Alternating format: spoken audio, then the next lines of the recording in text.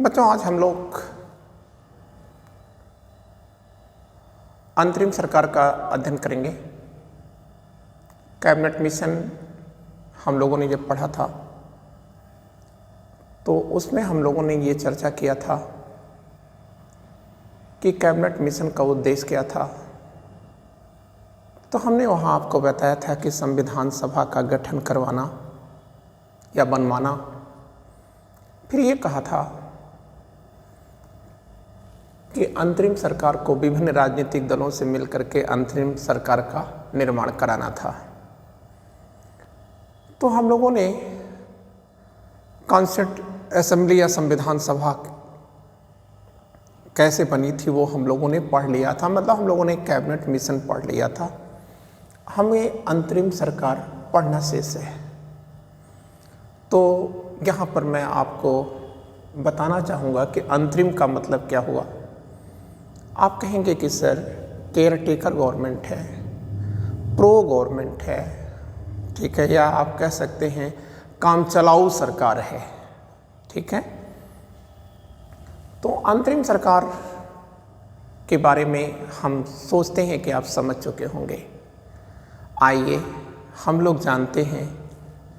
देखिए, एक डेट हम आपके सामने दे रहे हैं। पॉइंट में आप डाल लीजिएगा, फर्स्ट पॉइंट डाल लीजिएगा। जुलाई 1946 है और जुलाई 1946 में कैबिनेट मिशन योजना के अनुसार चुनाव संपन्न हो चुका था। जुलाई 1946 में कैबिनेट मिशन की जो योजना थी उस योजना के अनुसार चुनाव ये क्या हो चुका है। आप कहोगे कि सर संपन्न हो चुका था। और ब्रिटिश भारत के प्रांतों से ब्रिटिश भारत के प्रांतों से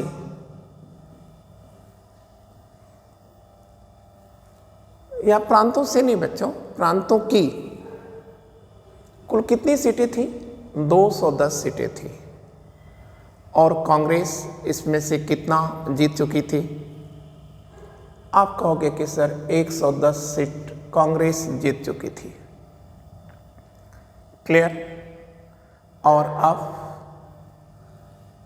जब उन्होंने ये चीज़ें कर लिया तो आपको याद रखना है कि इसके बाद बात आती है कि आप अंतरिम सरकार बनाइए। क्लियर ना? लेकिन आप याद रखिएगा यह डेट 6 जुलाई 1946 को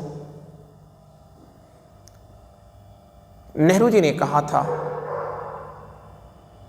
कि हम सरकार तभी बनाएंगे जब प्रांतों का कोई ग्रुप नहीं होगा। जब प्रांतों का कोई ग्रुप नहीं होगा। आपको याद आ रहा होगा हमने आपसे कहा था कि कैबिनेट मिशन योजना के अंतर्गत प्रांतों को, ब्रिटिश भारतीय जो प्रांत हैं उनको 3 ग्रुप में बांटा गया था। ए ग्रुप हिंदू बाहुल्य था, बी ग्रुप मुस्लिम बाहुल्य था, सी ग्रुप भी मुस्लिम बाहुल्य था, जिसमें असम और बंगाल को रखा गया था। यह आप पढ़ चुके हैं। तो अब 6 जुलाई 1946 को प्रांतों, नेहरू जी कह रहे हैं कि प्रांतों का कोई ग्रुप नहीं होगा। और अगर प्रांतों का ग्रुप रहता है तो वो अंतरिम सरकार नहीं बनाएंगे। क्लियर? अब इसका प्रभाव क्या आएगा? इसका प्रभाव क्या आएगा बच्चों? इसका प्रभाव ये आया कि 29 जुलाई 1946 को मुस्लिम लीग, जिसे हमने शार्ट में ML कर दिया है, मुस्लिम लीग कर दिया है, तो आप याद रखिएगा 29 जुलाई 1946 को मुस्लिम लीग की बंबई बैठक हुई थी। और बंबई के इस अधिवेशन में मुस्लिम लीग ने भी कहा कि वह अंतरिम सरकार में भाग नहीं लेगी। ठीक है, क्लियर, और कहा कि वो से कैबिनेट मिशन योजना स्वीकार नहीं है और हम अंतरिम सरकार में भाग नहीं लेंगे। ठीक है, और अब यहाँ पर हमको याद रखना है, लेकिन ये देखिए क्या तमाशा हो गया। 8 अगस्त 1946 को कांग्रेस वर्किंग कमेटी ने, किसने, कांग्रेस जो वर्किंग कमेटी है, ये कांग्रेस वर्किंग कमेटी कह रही है कि वह अंतरिम सरकार बनाएगी। 6 जुलाई को उन्होंने मना किया था कि हम सरकार नहीं बनाएंगे। 29 जुलाई को मुस्लिम लीग, 29 जुलाई तक मुस्लिम लीग प्रयास करती रही, लेकिन जब देखा कि कांग्रेस तैयार नहीं है तो 29 जुलाई को मुस्लिम लीग ने भी कह दिया कि वो सरकार नहीं बनाएगी। 8 अगस्त 1946 को कांग्रेस वर्किंग कमेटी ने कहा कि वो सरकार बनाएगी, अंतरिम सरकार बनाएगी। और अब 12 अगस्त 12 अगस्त 1946 को वाइसराय वोवेल ने नेहरू को अंतरिम सरकार गठित करने के लिए निमंत्रण दे दिया। मतलब वाइसराय वोवेल, विस्काउंट वोवेल, इन्होंने क्या किया कि नेहरू जी से कहा कि आप आइए और अंतरिम सरकार बनाइए। अब आप बताइए मुस्लिम लीग को कैसा लगेगा? मुस्लिम लीग में असंतोष आना स्वाभाविक था, और परिणाम क्या होगा कि 16 अगस्त 1946 को मोहम्मद अली जिन्ना ने डायरेक्ट एक्शन डे या प्रत्यक्ष कार्रवाई दिवस की घोषणा कर दिया। डायरेक्ट एक्शन डे या प्रत्यक्ष कार्रवाई दिवस की घोषणा कर दिया। देश में बड़ा दंगा हुआ, बहुत लोग मार दिए गए। क्लियर बच्चों? और इसी समय उन्होंने नारा भी दिया था, हंस कर लेंगे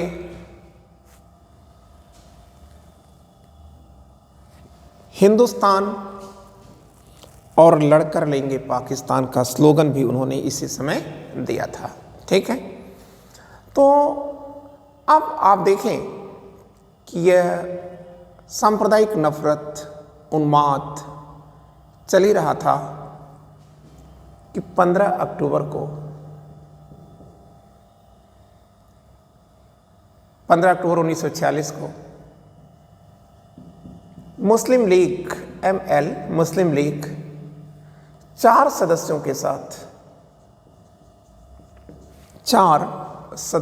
साथ क्या हो गई? अंतरिम सरकार में शामिल हो गई। क्लियर? पहले तो कहा कि नहीं करेंगे, हम नहीं शामिल होंगे सरकार में, अंतरिम सरकार में, लेकिन अब वो कहती है कि हम शामिल होंगे और 4 मेंबर के साथ वो अंतरिम सरकार में शामिल हो गई। तो अब आपसे पूछ सकते हैं कि ये जो 4 मेंबर आए हैं, ये 4 मेंबर कौन कौन लोग हैं? ठीक है, तो बच्चों देखिए, इन 4 लोगों में पहला जो नाम आएगा वो है जनाब लियाकत अली। ठीक है, अब 3 और बचेंगे। दूसरे हैं आई चुदरीगर, और तीसरा जो नाम आएगा वो आएगा अब्दुल रब निस्तार। क्लियर? तो ये 3 आपने देखा, लियाकत अली आ गए, आई चुदरीगर आ गए, अब्दुल रब निस्तार आ गए, और एक और नाम आया था योगेंद्र मंडल।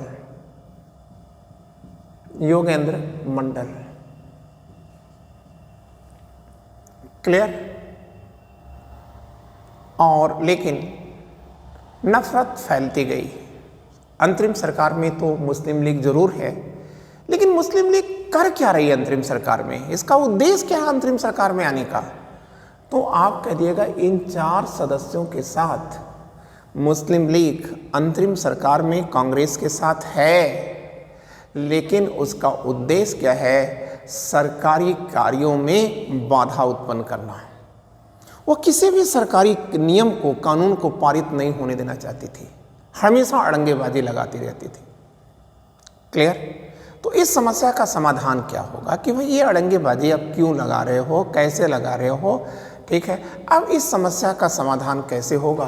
तो बच्चों ये देखो, लंदन कॉन्फ्रेंस,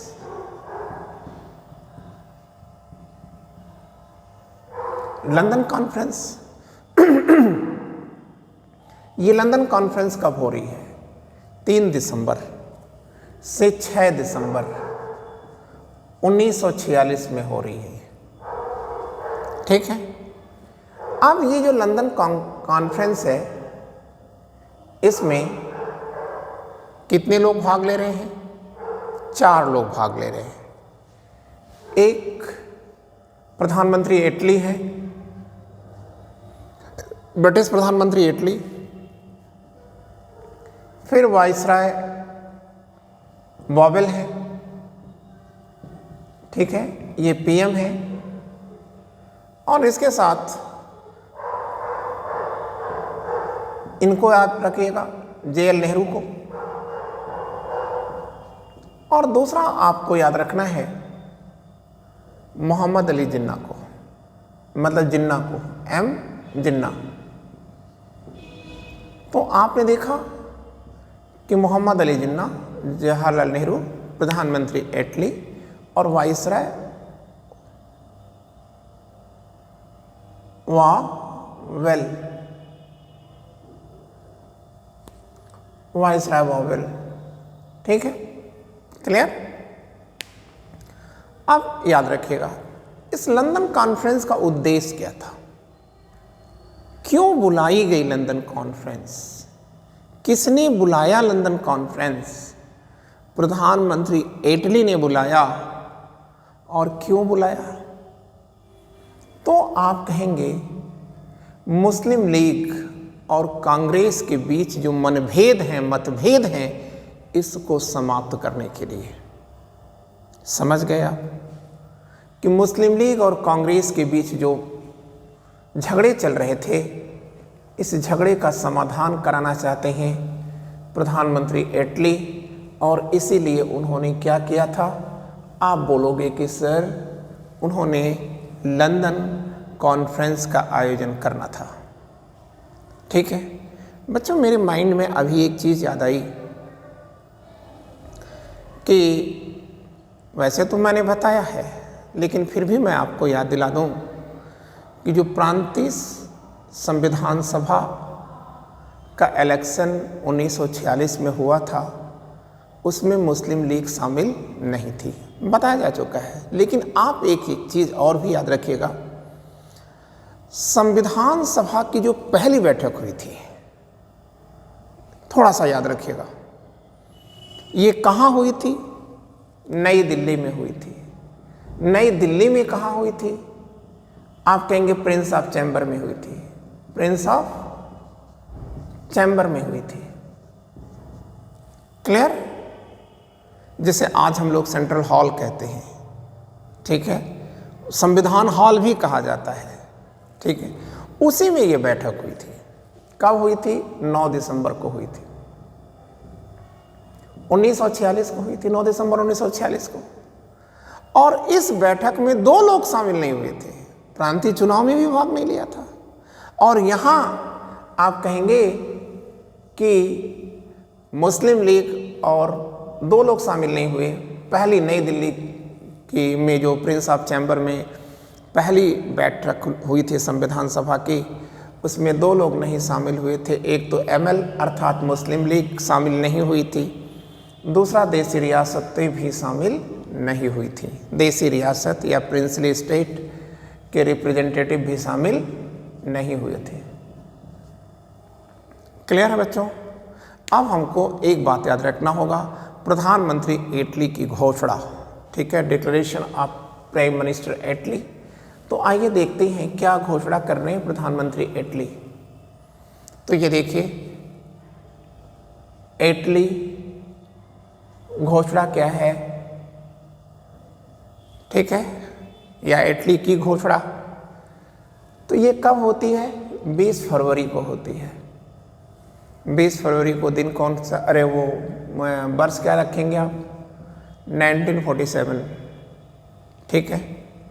और प्रधानमंत्री इटली हाउस ऑफ कॉमन में, हाउस ऑफ कॉमन जैसा कि आप जानते हैं ब्रिटेन के सदन का या पार्लियामेंट का निचला हाउस है, या आप कह सकते हैं जनप्रतिनिधियों का हाउस है। तो प्रधानमंत्री इटली हाउस ऑफ कॉमन में कह रहे हैं, ठीक है, कि मुस्लिम लीग यदि इसी तरह से संविधान सभा का बहिष्कार करती रहेगी तो सम्राट की सरकार जून 1948 तक इस देश को खाली करेगी।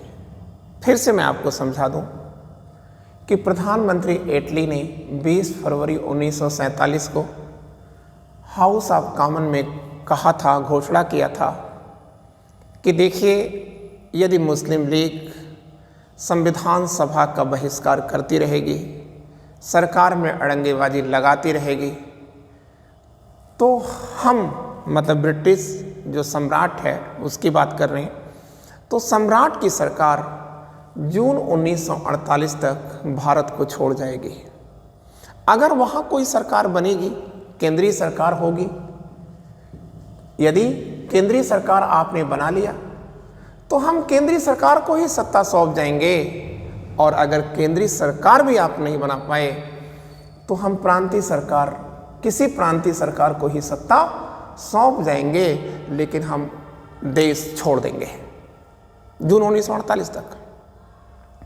तो आप बताइए, प्रधानमंत्री जी की ये जो बातें हैं, ये तो अराजकता की बात कर रहे हैं वो। आप हमको इसी हालात पे छोड़ देंगे, हमको अराजक की स्थिति में रहने के लिए छोड़ देंगे, मरने के लिए छोड़ देंगे।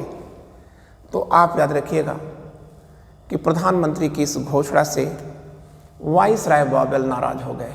कौन? वावेल, ये क्या है? वाइसराय हैं, और ये नाराज होकर के इन्होंने इस्तीफा दे दिया। जब इन्होंने इस्तीफा दे दिया तो इनके स्थान पर नए वाइसराय आ रहे हैं, और वो हैं लॉर्ड माउंटबेटन।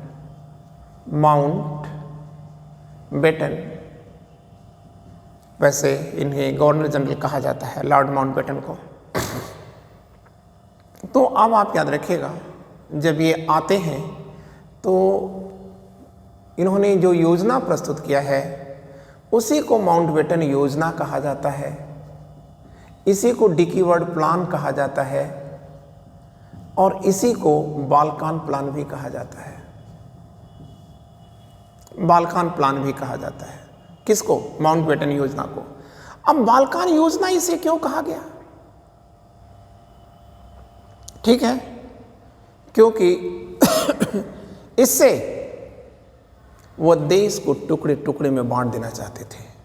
जैसे यूरोप के जो बाल्कान स्टेट हैं, उनकी तरह से छोटे छोटे भागों में बांटना चाहते थे। ऐसी स्थिति में बाल्कान योजना को न तो कांग्रेस ने माना और न ही मुस्लिम लीग ने। मुस्लिम लीग को क्या प्रॉब्लम भाई? मुस्लिम लीग तो बांटना चाहती थी, तो मुस्लिम लीग को क्या प्रॉब्लम? उसको मान लेना चाहिए था। नहीं, मुस्लिम लीग ने इसलिए नहीं माना क्योंकि इनका पाकिस्तान भी अनेक भागों में बंटता हुआ नजर आ रहा था, और उनको क्या चाहिए था? एकीकृत पाकिस्तान चाहिए था। क्लियर?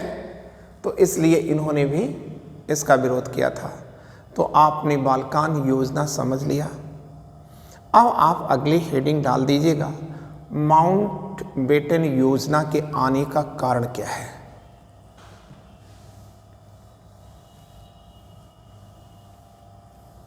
तो आइए देखते हैं माउंटबेटन योजना के आने का कारण। बच्चों, ये डेट याद रखिएगा। ये डेट क्या है? आप कहेंगे 24 मार्च 1947। 1947 से माउंटबेटन बर्मा से दिल्ली आए थे। इसी दिन वह माउंटबेटन कहाँ से बर्मा से दिल्ली आए थे। आगे अब जब ये आए, दिल्ली आए, तो उन्होंने क्या किया, यहाँ के नेताओं से बातचीत किया।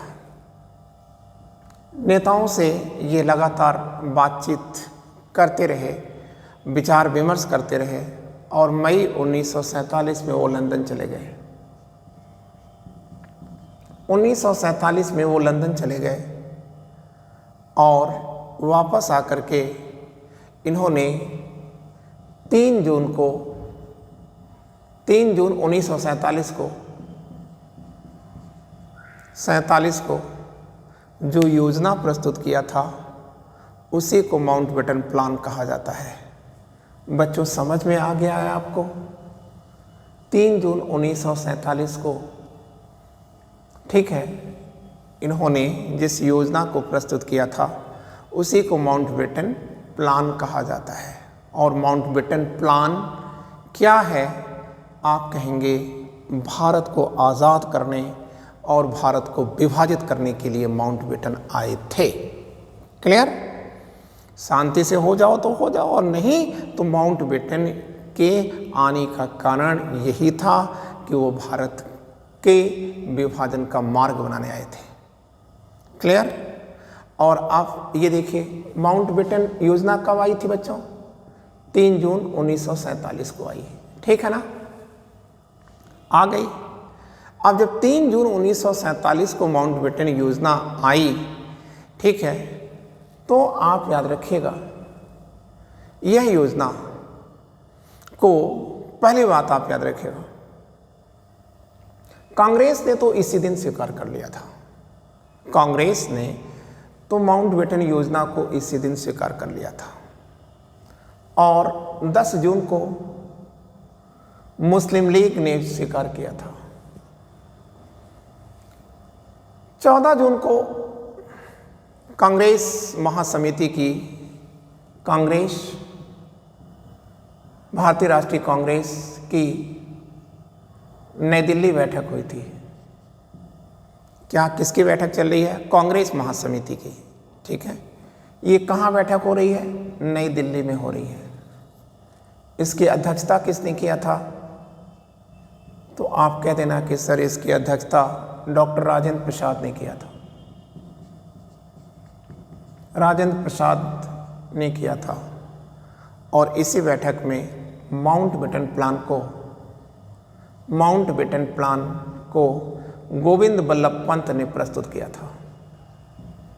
माउंटबेटन प्लान यहाँ लिख लीजिएगा। प्लान को गोविंद बल्लभ पंत ने प्रस्तुत किया था और इसी समय उन्होंने कहा भी था कि आज हमारे सामने 2 विकल्प हैं। एक, या तो हम भारत के विभाजन को स्वीकार करके पाकिस्तान को मान लें या आत्महत्या कर लें। हमारे पास और कोई रास्ता नहीं है। क्लियर? तो इसका मतलब ये है कि कांग्रेस ने भी स्वीकार कर लिया है, कांग्रेस वर्किंग कमेटी या कांग्रेस महासमिति ने भी इसे स्वीकार कर लिया है। क्लियर? मुस्लिम लीग ने भी इसे स्वीकार कर लिया था। अब ये देखिए, जो 3 जून 1947 को माउंटबेटन प्लान आया, जब सबने स्वीकार कर लिया तो वह 4 जुलाई 1947 को बच्चों ये हाउस ऑफ कॉमन में रखा गया। House of Mountbatten plan house of common में रखा जा रहा है। यहां पर 11 दिन तक बहस हुई थी। 11 डेज तक इस पर विचार विमर्श हुआ था और 15 जुलाई को हाउस ऑफ कॉमन ने माउंटबेटन योजना को पास कर दिया, मतलब ओके कर दिया। 16 जुलाई को यह हाउस ऑफ लॉर्ड में चला गया। हाउस ऑफ लॉर्ड ने भी इसे पारित कर दिया, पास कर दिया, भाई ठीक है। 18 जुलाई को माउंटबेटन प्लान पर किंग, ब्रिटेन के किंग जॉर्ज 6 ने इस पर हस्ताक्षर कर दिया। और इस पर जब हस्ताक्षर होगा तो ये माउंटबेटन प्लान अब नहीं रहा। माउंटबेटन प्लान किस में बदल गया? तो आप कह देना कि सर माउंटबेटन प्लान अब भारत सरकार स्वतंत्रता अधिनियम 1947 में बदल गया। मतलब गवर्नमेंट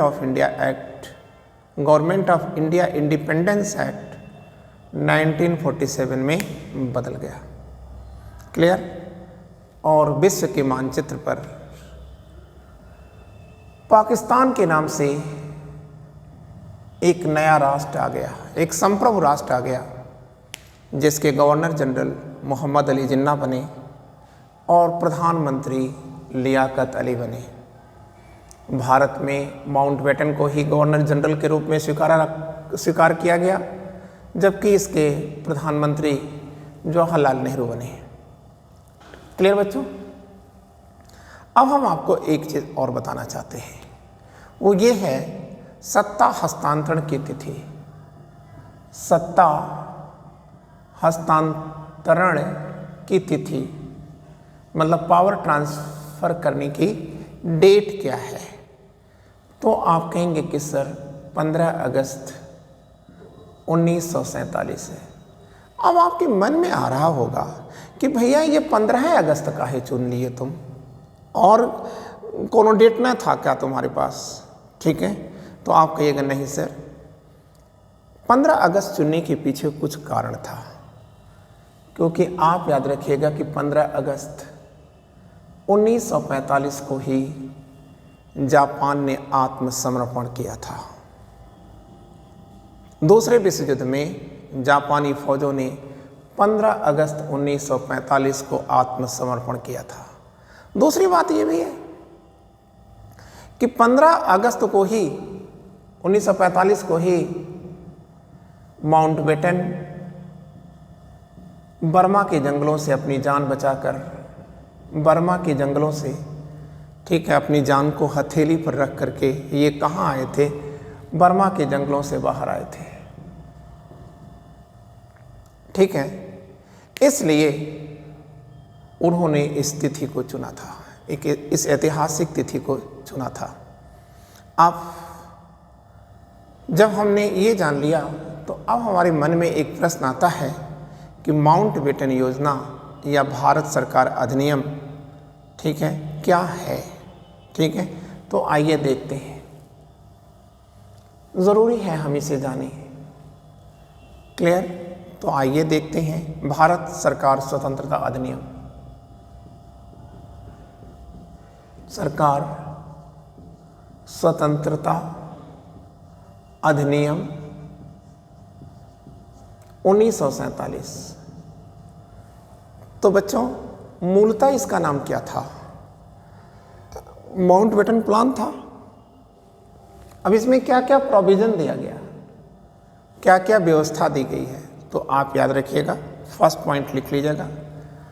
इसमें था भारत सरकार स्वतंत्रता अधिनियम में था कि 15 अगस्त 1947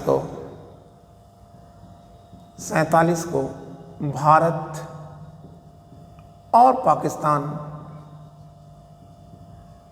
दो संप्रभु राष्ट्र बन जाएंगे। ठीक है। दूसरी बात इन्होंने क्या कहा था, भारत और पाकिस्तान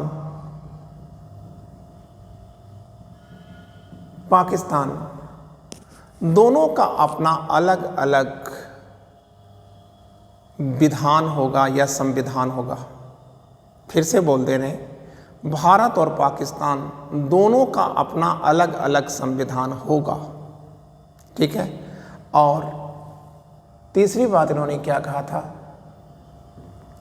15 अगस्त 1947 से पूर्व ब्रिटिश भारत सरकार ने जितने भी समझौते किए हैं 15 अगस्त 1947 से वह निष्प्रभावी हो जाएंगे या समाप्त हो जाएंगे। क्लियर? अगली बात इन्होंने क्या कहा था, इसमें क्या व्यवस्था दिया गया था। नया संविधान आने तक, नया संविधान बनने तक, ठीक है ना, तो जो नया संविधान है, नया संविधान बनने तक, ठीक है, संविधान सभा ही विधानसभा की तरह से कार्य करेगी। मतलब नया संविधान बनने तक, जब तक नहीं बन जाता तब तक संविधान सभा, ठीक है, ये विधानसभा की भांति काम करेगी।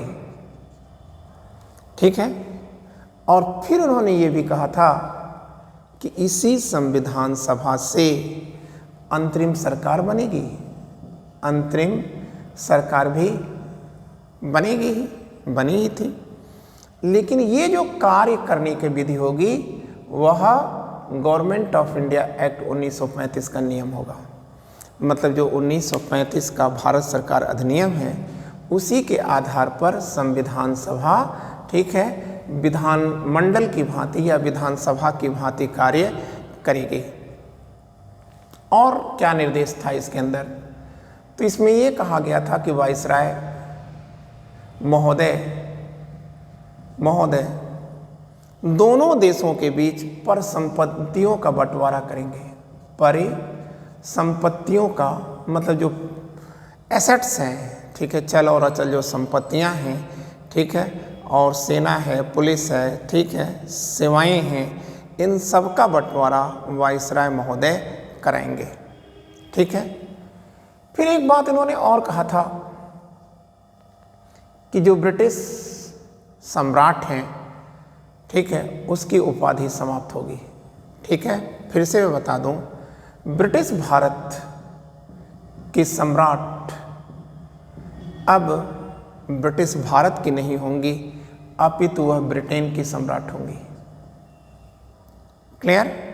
और अब हमको एक चीज़ और जानना होगा कि ब्रिटिश भारत की सम्राट कब बनाया गया था, तो आपको याद आता होगा दिल्ली दरबार से।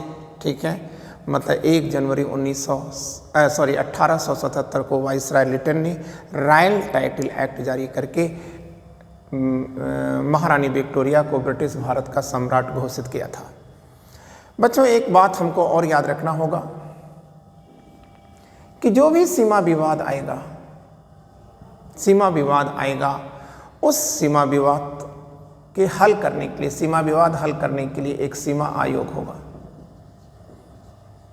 ठीक है, सीमा आयोग होगा। ठीक है ना। और बच्चों, इसके साथ हमको एक चीज़ और याद रखना होगा कि इसमें कहा गया था कि नॉर्थ ईस्ट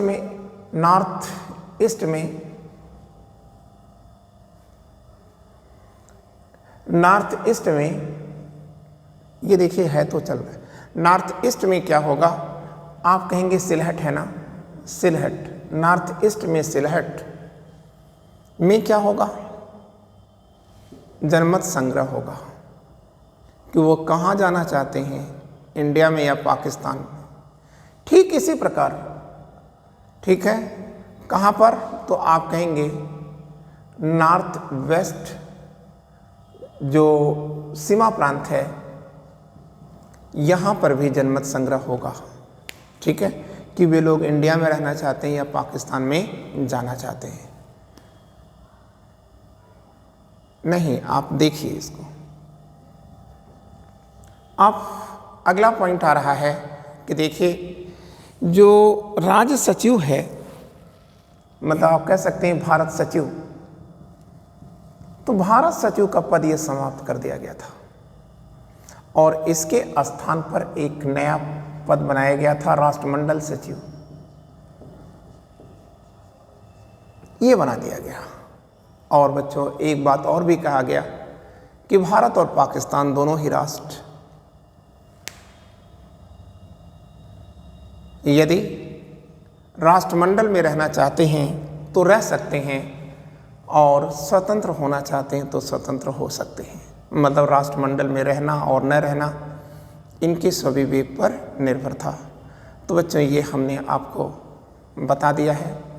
अंतरिम सरकार से हमने मैटर शुरू किया था, फिर हमने अंतरिम सरकार को बताने के बाद लंदन कॉन्फ्रेंस बताया, फिर हमने प्राइम मिनिस्टर एटली की घोषणाएं बताया, फिर हमने माउंटबेटन योजना को बताया, फिर भारत सरकार के जो निर्देश हैं, भारत सरकार स्वतंत्रता अधिनियम के जो निर्देश हैं, हमने उसकी भी चर्चा करी थी।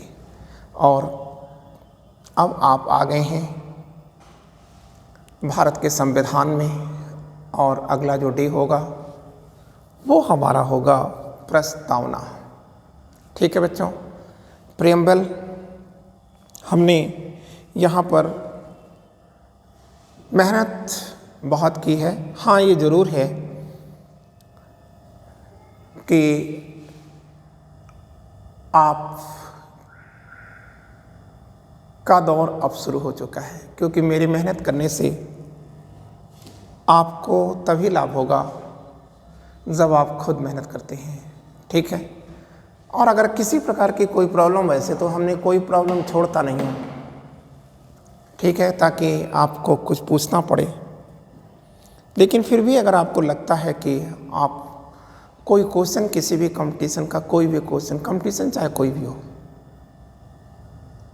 ठीक है, आप देखें कि क्या उसमें आप हर क्वेश्चन कर ले रहे हैं या नहीं कर ले रहे हैं।